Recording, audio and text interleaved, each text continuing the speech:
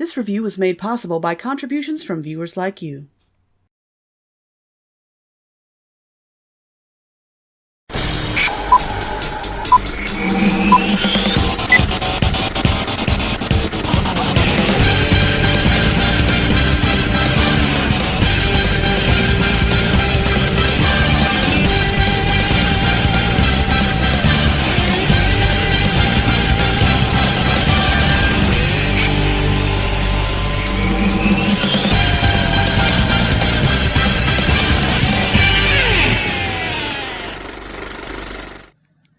Please let me know if you get this.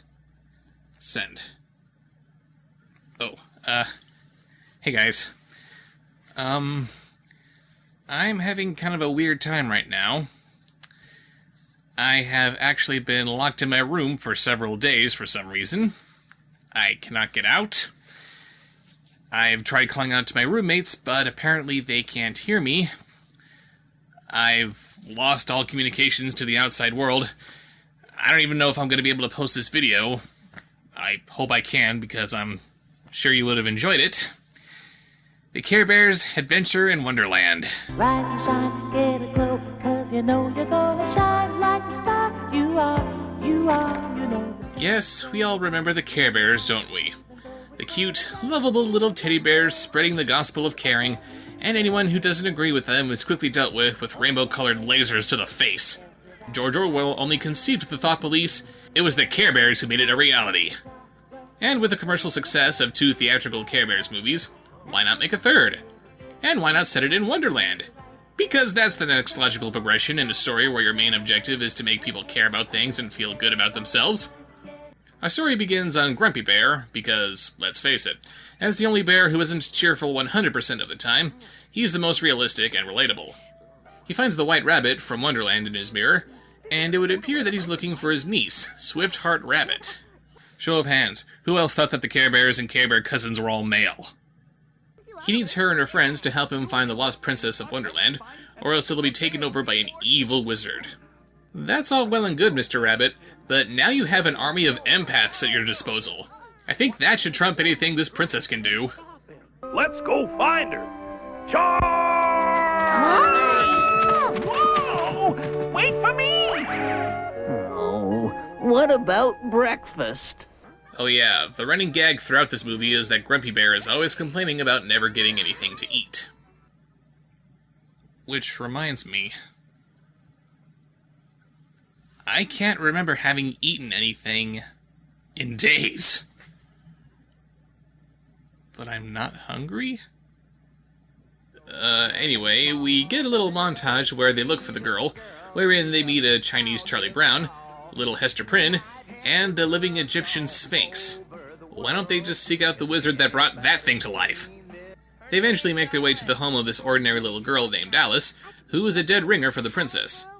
However, she's morose about how she just isn't special. Oh, Dinah, do you think if I wished hard enough, I could be just like the Power Girl or the Polka Dot Pirate? If you want to be like Power Girl, you should probably invest in some surgery. Or a good push-up bra. Despite her resemblance to the princess, the rabbit has some reservations. I'm not sure. I'm not sure she's special enough. I've only known her for 30 seconds, and that's all I need to judge her character. We're running out of time. You're absolutely right. She's perfect. She'll do. Do what? Take the place of the Princess of Wonderland until the real princess comes back. Great. I gotta review The Princess and the Pauper again? What am I, stuck in a time loop?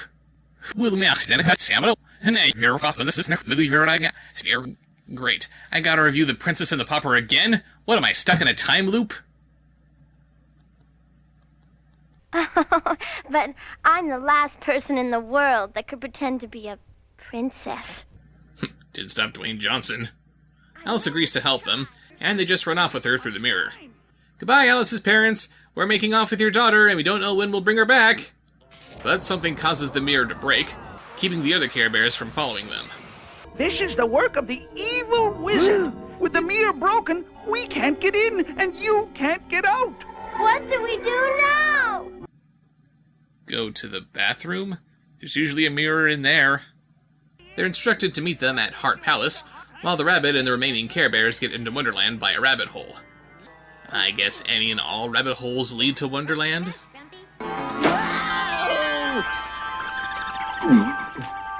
What? Wow, this place is beautiful. This place is wonderful. Ooh, this place is Wonderland. Hurry, we've got to find Alice and the others before the wizard does. Oh, is there anything to eat around here? You could always ask the Tweedles.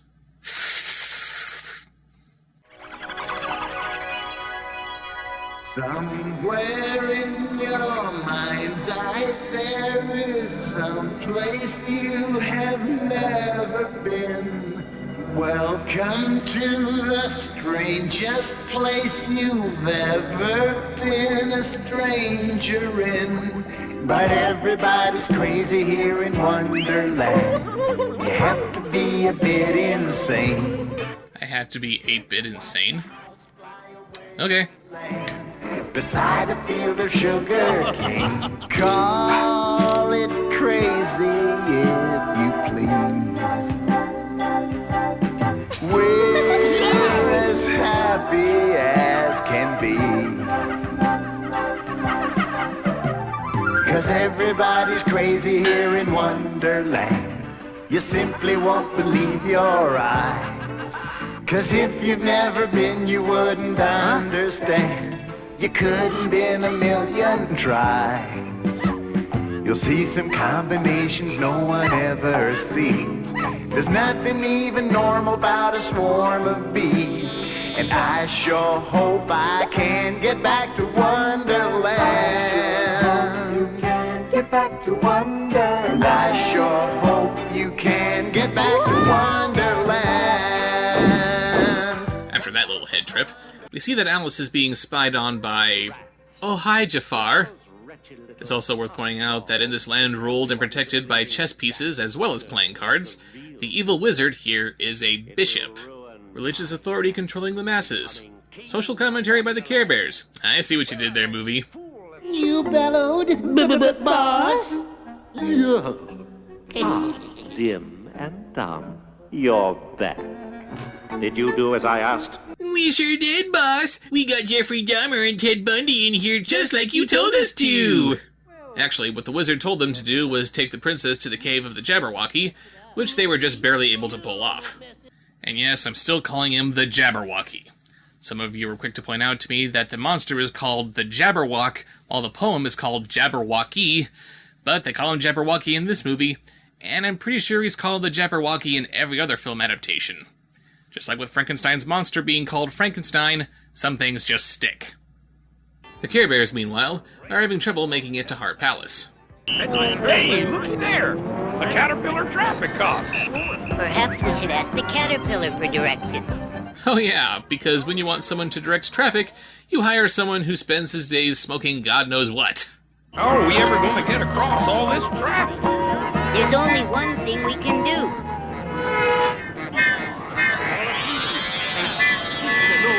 Now that's using your tummy, Tenderheart. Okay, so not only can the Care Bears shoot mind-altering lasers out of their stomachs, but they can create physical constructs as well? Are the Care Bears rainbow lanterns? Excuse me, sir. When did we eat or drink anything to make us swell enough to be shorter than you?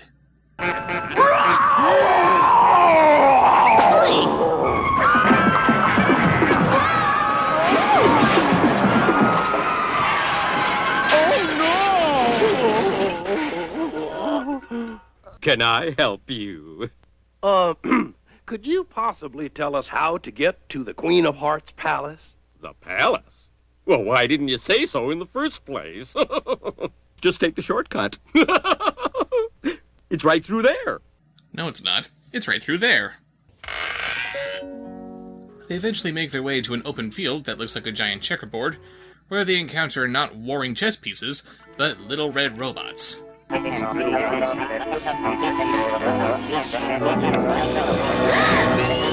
mean big red robots? You mean big, red, rotten robots. I need to consult the book to see how accurate that is. Let's see, The Mad Tea Party, Lobster Quadrille, Old Father William, nope. No big red rotten robots. Why did I need to look that up? But then I guess the presence of these robots kinda makes sense. You would expect giant, hulking leviathans like this to be damn near impossible to defeat, but they practically fall apart on themselves just because. Only in Wonderland. Care Bears, countdown! 4, 3, 2, 1, go! Why didn't they just shoot the Tweedles? Both parties of Care Bears finally meet up with each other. Then they bump into the Cheshire Cat, who starts rapping about how the Mad Hatter was trying to free the princess. Next they'll be singing about how everybody's feeling fine because it's tea party time! So if you're gonna find that princess, then split this group in two. A few of you get Alice to the palace, and the rest, here's what to do. You don't need to go up, you don't need to go down, but remember what this cat said. You just go where your high-top sneakers sneak, and don't forget to use your head, Who was that cat? The Cheshire Cat. He knows everything that goes on in Wonderland. Then why not ask him where the princess is? They split up again to get Alice safely to Hart Palace and look for the Mad Hatter at the same time. The wizard, still confident in the Tweedle's abilities somehow, tells them to get Alice so he can deal with her himself. I'll show this little girl what it means to pretend to be a princess. Great. He's Jafar, a bishop, and he's the tutor from The Princess and the Pauper.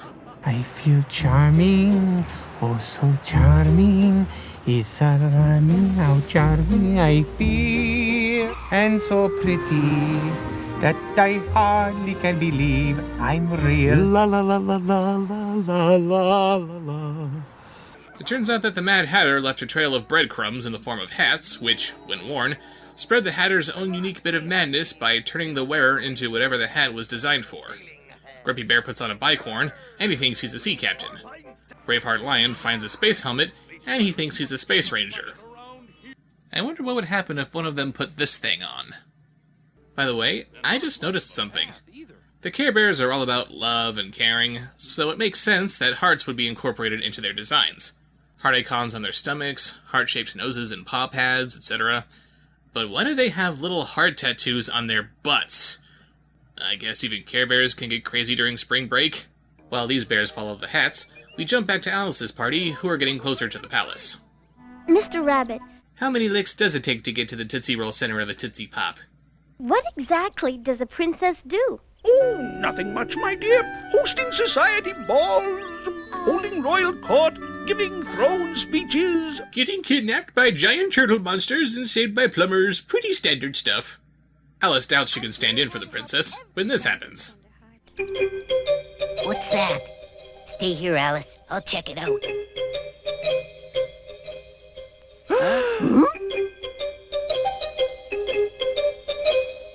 First we have a Mad Hatter with mind-altering hats. Now we have a Jack-in-the-Box underneath a giant question mark. Are we sure we're in Wonderland and not Gotham City? Actually, it's a distraction that allows the Tweedles to capture Alice completely off-screen. You guys really suck at this, you know?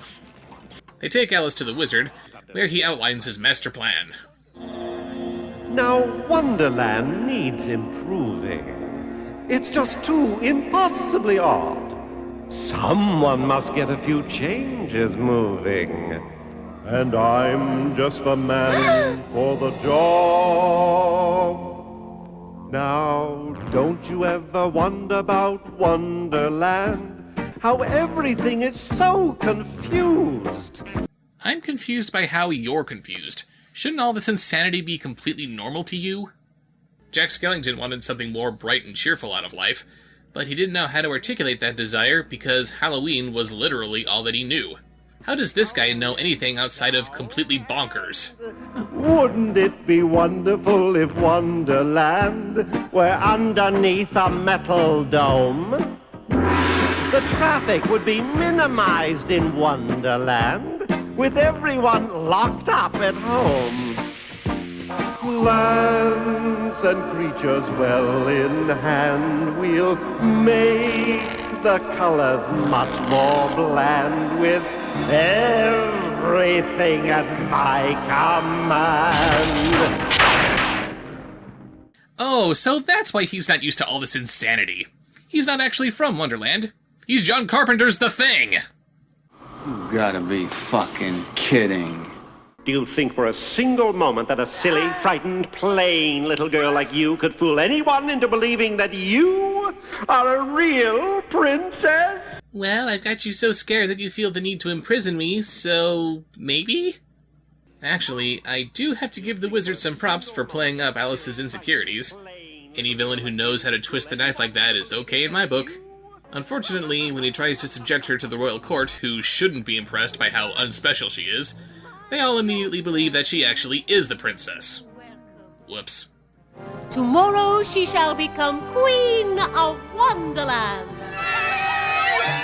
I'm muffing my own head on the morrow. The queen later explains that she knows that Alice isn't really the princess, but she needs her to play along anyway, or else she'll have to give up her crown to the wizard.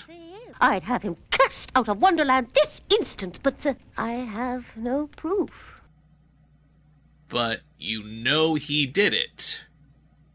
How do you know he did it if you have no proof? And all things considered, you look like you're still in perfectly good health. Why are you so quick to give up the crown? With you standing in place of the princess, the wizard cannot be crowned King of Wonderland. Besides, the White Rabbit has promised me that your friends will have my daughter back before morning. Isn't that right, gentlemen? So they prepare to teach Alice all things princessy, like drinking tea and playing croquet. At the same time. Okay, that's pretty funny, especially since Wonderland rules croquet is more like polo. Hooray! You're doing great, Alice. Thanks to my friendly flamingo. I just happen to be the best in the business. Huh. Her flamingo is also a croquet mallet instead of just being a flamingo. I'm suddenly reminded of the Tulgey Woods sequence from Disney's Alice in Wonderland, which features a bunch of animals that are made up of non-animal things. Looking at this flamingo, I'm actually kind of surprised that Disney didn't think of turning their flamingos into croquet mallets first. Points for creativity, Care Bears. We then jump back to the other Care Bears who have found the Mad Hatter in the cave of the Jabberwocky. And for some reason, the March Hare and Dormouse are nowhere to be found in this movie. Just a few more. Why, thank you. Thank you very much. Front page story. Hatter saved from chasing silly Karen. Did the Hatter just trap himself with one of his hats? Huh. Actually, I'm kind of surprised that we never saw Batman do that with his Mad Hatter. That'd be awesome! After a catchy little song about how the Hatter is mad about hats... You like hats? I'm mad about hats. They find Alice in the Jabberwocky's neatly decorated living room. Look, it's the princess! Hurry!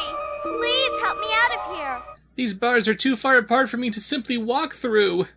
It's the Jabberwocky. It's funny. Ever since his first appearance, the Jabberwocky was always wearing a vest, but not until this movie did they actually acknowledge it. Leave it to the adaptation with the giant robots to get this little detail right. So they rescue Alice, but the Jabberwocky isn't giving her up without a fight.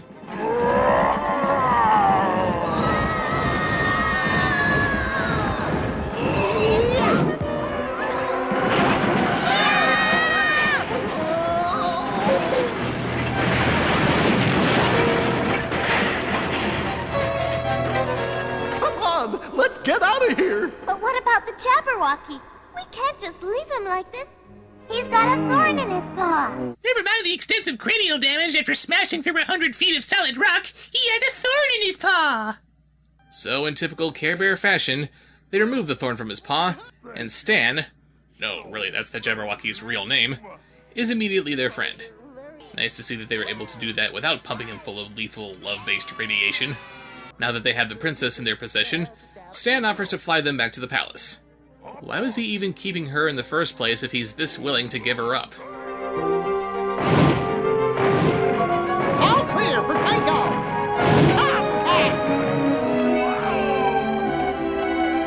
I guess Jabberwockies are like bumblebees. It's physically impossible for them to fly, but there you have it. All hail the Queen of Wonderland! All hail the Princess! Don't bother hailing the King of Wonderland, because he probably had his head removed after leaving the toilet seat up. Before Alice can be crowned Queen of Wonderland, the wizard demands that they perform the princess test. I demand that princess prove her right to the throne as written in the Book of Wonder. We will consult the ancient law of Wonderland, the absence of which is my entire motivation for wanting to take over Wonderland in the first place. Wait, what? Yeah, he's trying to step on Alice's toes by exploiting rules that he said weren't originally there to begin with. That makes sense. It is written that once a princess is called upon to take the princess test, she must go into the wasteland and climb to the top of Goodbye Mountain. There she must find a well filled with spring water. She must then take a cup of water from the well and bring it back to the palace, where she must use it to water the sleeping garden and cause it to bloom. Oh my. To the wasteland with her. Oh no.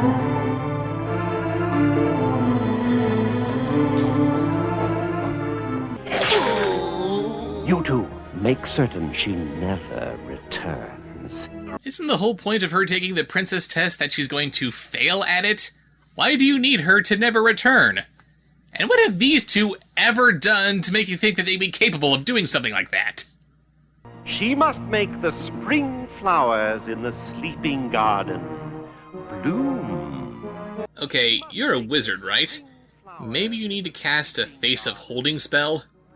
She climbs up Goodbye Mountain, in full princess garb no less, to get the water that she needs, but on her way back, she gives it to a baby unicorn trapped in some thorns. Apparently this is what happened after he was fighting with the lion for the crown. But without the water, how will Alice complete the test? A true princess doesn't need water. Her very touch will awaken the slumbering flowers. Where does it say that? You wouldn't have brought up the princess test at all without citing the Book of Wonder, so where does it say that? To the sleeping garden. What are we gonna do, Tenderheart? Not even a Care Bear can help Alice with this one. Yes you can. Even if you ignore the whole Care Bear stare thing, which radically alters a person's mentality, you can just remind the queen that she can do away with anyone that she pleases just because she's the freaking queen. Speaking of, why is this queen so damn wishy-washy? It makes sense that we'd see her be all nice and lovey with her daughter, or anyone else that she needs to pose as her daughter for the time being, but why isn't she otherwise crying out, "Off with their heads!" like she's supposed to? If this movie really needed to have a more amiable queen, why not have the Care Bears be the cause of that? Oh no, that queen is a royal bitch! Care Bears stare! Problem solved. Do the Care Bears even know that they're in this movie? Anyway, Alice tries to touch the flowers to make them bloom, and it works. I guess Alice really was that special. Actually, it turns out that Alice did not save the day, since the real princess swapped places with her sometime off camera. Hooray for not being special! So the Care Bears stare down the wizard. Why didn't they do that a long time ago? The princess is crowned Queen of Wonderland, and they send Alice home. We can't thank you enough for helping us. Gee, I really didn't do that much. I had a lot of help from the Care Bears. But no help from their useless Care Bear cousins. Do you want to know a secret, Alice? You are as special as you think you are. Thank you? So they all get home and the movie ends with Grumpy Bear finally getting something to eat. Yippee! So don't you dare say nothing, just leave me alone with my tummy and my yummy treats. Well, I'm filling up my belly with ice cream and jelly and topping it with pickled beets. Pickled beets? Uh-huh. Topping it with pickled beets. Oh, yeah. Topping it with pickled beets. Great, the Cheshire Cat's madness is contagious. So that was the Care Bears' adventure in Wonderland. I've seen worse. Most people try to be different and adapt Alice in Wonderland into something dark and sinister, and while Wonderland does have its dark elements to it, to see so many adaptations try to emphasize that aspect of it just gets repetitive.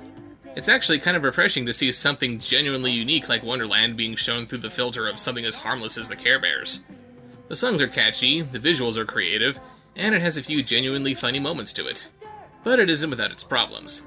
The animation is a little clunky at times, some of the characters don't really make sense, even by Wonderland standards, and Alice's issues with her feeling special are just kind of unresolved. Okay, so she can look like a princess if you doll her up nicely. Is that really enough to make her feel special? They should have given her a skill that seems otherwise useless, only to have it save the day in the end. Sure, it might be rehashing old material since they did that exact same thing in Care Bears Movie 2, but at least it's something. So let this movie be a lesson to you. If you ever meet a talking rabbit, it's probably a good idea to not...